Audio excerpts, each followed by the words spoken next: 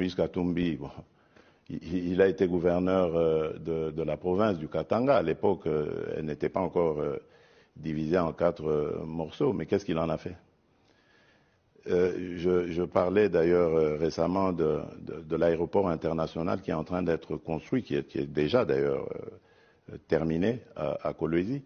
Il a été gouverneur pendant 9 ans. Il n'a même pas pensé à construire un aéroport international dans la capitale mondiale du cobalt. Une sortie du chef de l'État qui, opposé aux faits et à la réalité du terrain, perd l'essentiel de sa substance. Tout le contredit en effet, et nous le démontrons ici. Le président affirme que ce n'est que maintenant que les avions privés et jets d'affaires pourraient partir du monde entier pour se poser sur la piste de l'aéroport de Kolwezi, et qu'avant, il n'y avait que des cercueils volants qui s'y rendaient. Rapide rappel historique.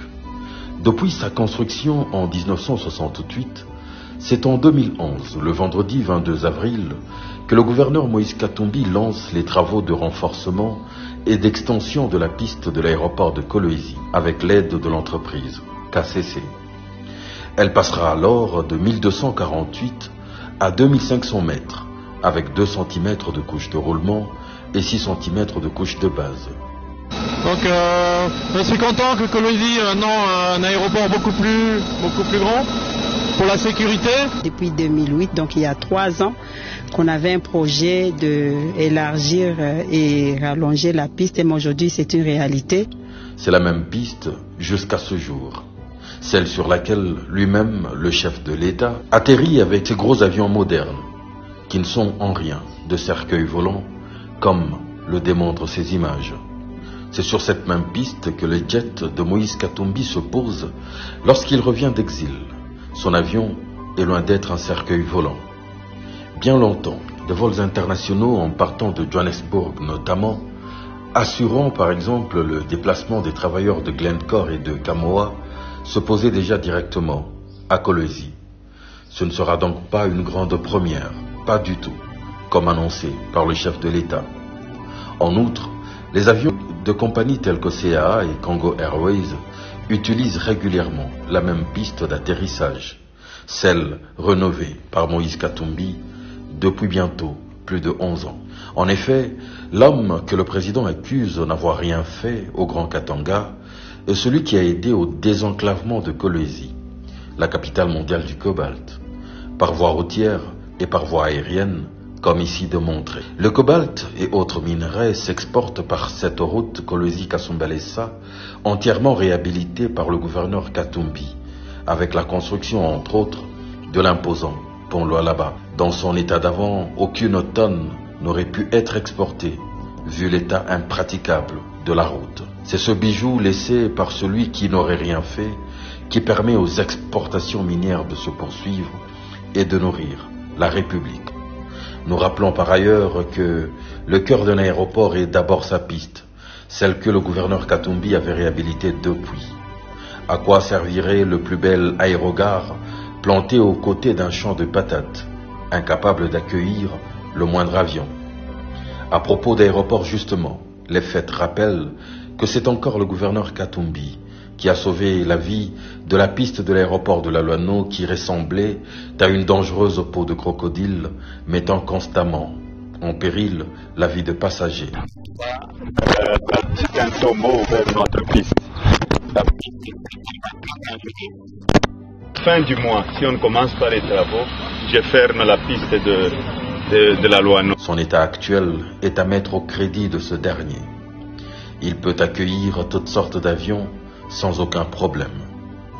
En milieu rural, à Pueto, il a converti une piste en terre battue en une piste asphaltée de 2 km, unique infrastructure du genre en milieu rural en RDC, inaugurée le 5 novembre 2013.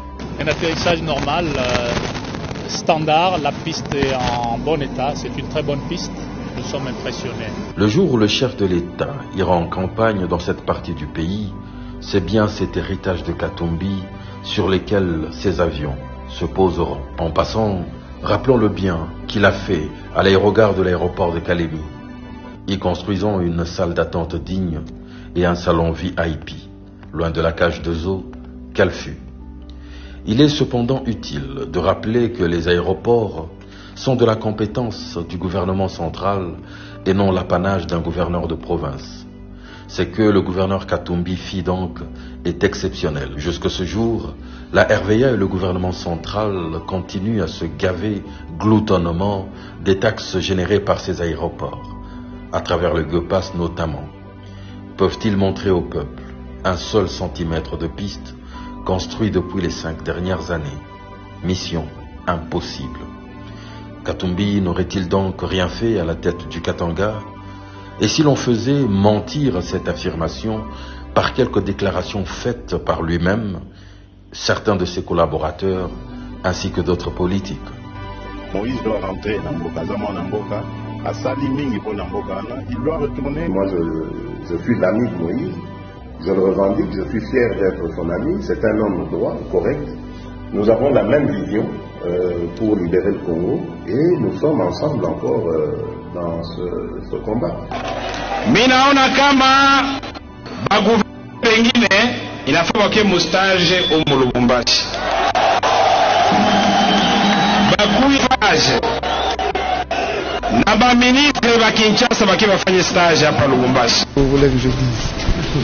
Je vous ai dit que c'est le meilleur gouv qu'on a dans le pays. C'est tout ce que je peux vous dire. Papa Moïse, pourquoi les gens qui ont des yeux ne voient pas ce que nous, les aveugles, nous voyons?